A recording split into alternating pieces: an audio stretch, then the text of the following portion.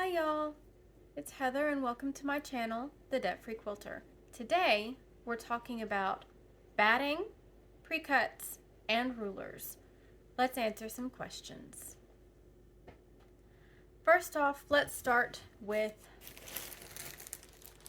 batting. As you can see, I found this one on clearance. Lucky me. Batting. There are so many different brands of batting, and they are at so many different price points. Oi, I'm gonna be straight up. There are a ton of things to know about batting, but the ultimate decision on what batting you choose to use is 100% up to you. So one thing I will recommend if you're new to quilting and you're wanting to learn about batting and everything that goes along with it, this little pocket guide runs less than $10. You can get it on Amazon. It's called Know Your Battings by Krista Moser. It is a wealth of information. So I can't show you the inside, but what I can tell you is it tells you about all the different kinds of batting, what to look for. It has a little reference chart in the beginning. It tells you about cotton batting and cotton blends and silk and bamboo, wool, poly, and blended. Because this first one that I showed you here, this is an 80-20 blend of cotton and polyester. It's typically what I go for, or typically the blend that I go for when I am shopping for batting. I also have picked up this pure polyester polyfill low loft batting.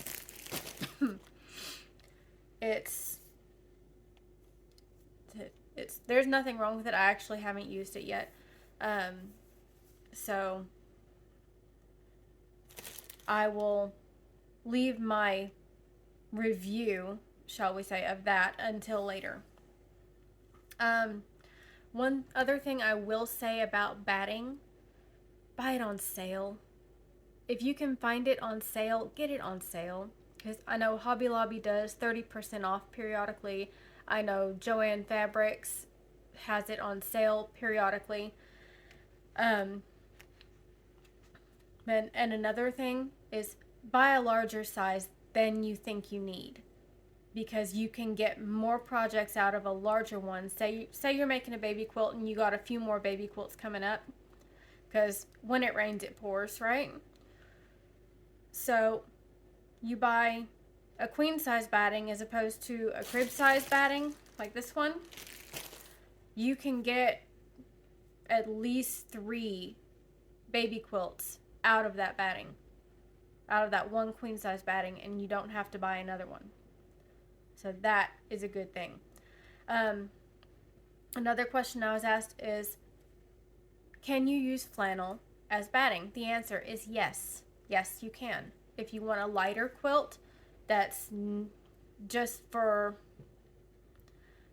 no, I'm not going to say cold nights, because then you definitely want a fuller batting. But for warmer temperature climates, you don't want it to be very heavy. Yeah, you can use flannel for batting.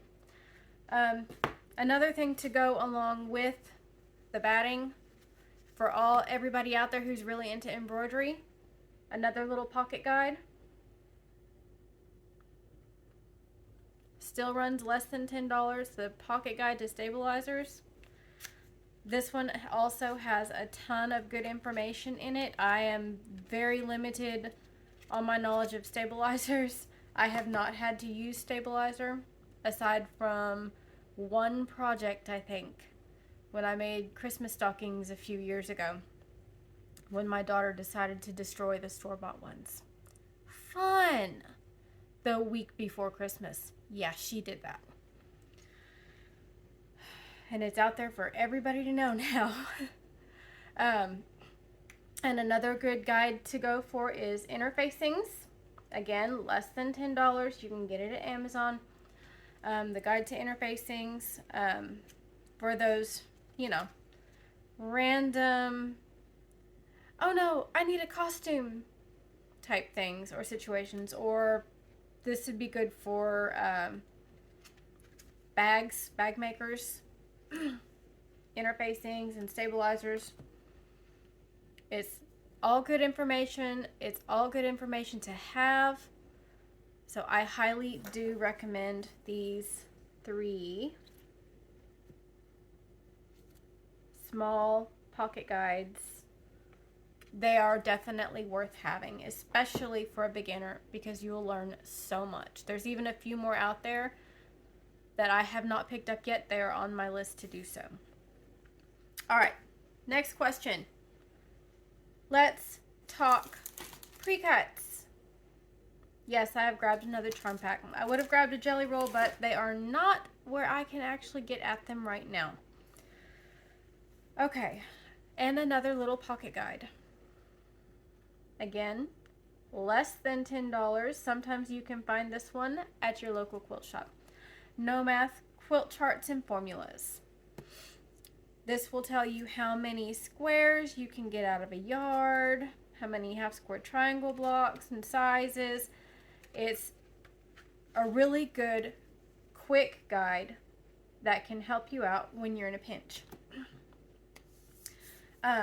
Now, I was asked about yardage in, say, a charm pack, jelly roll, layer cake.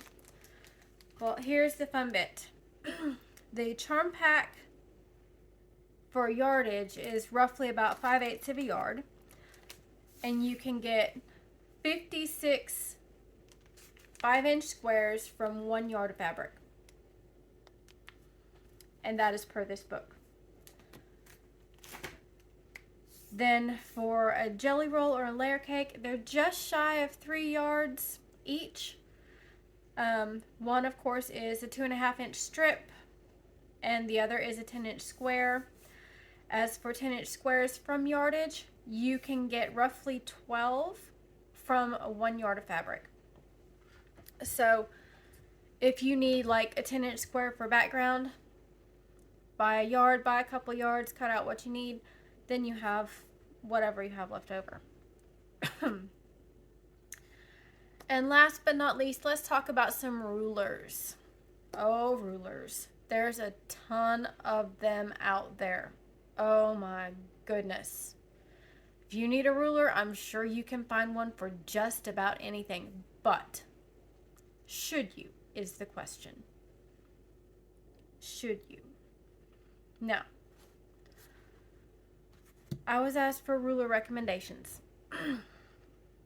Well, here's where I will start.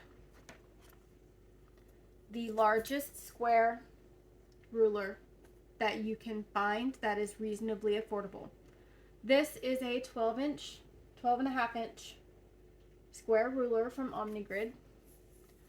I've had this for years and years now, and I use it for squaring quilts, squaring quilt blocks, getting things ready to assemble. If I need a larger cut, that is one of my go-to rulers. Next, this one is a 4.5-inch by 12-inch Creative Grids. I think I've shown one like this before. It has the grippy on the back and around the edges. It fits very nicely in your hand, and is definitely a good ruler to have. Now, another one I have here is the 6.5-inch by 12-inch Creative Grids ruler. Again, it has all the nice sticky on the, like, it's, I'm not going to say sticky, it's non-slip on the back. Another good one to have, one I use a lot. And then another one that I use a lot that I've had for a long time is this OmniGrip 2.5 by 18-inch ruler. It's gotten a lot of use. I use it when I need to do binding, or when I need, just like small 2.5-inch squares, and it's easier to cut a bunch at once. And then we're going to have some more square rulers.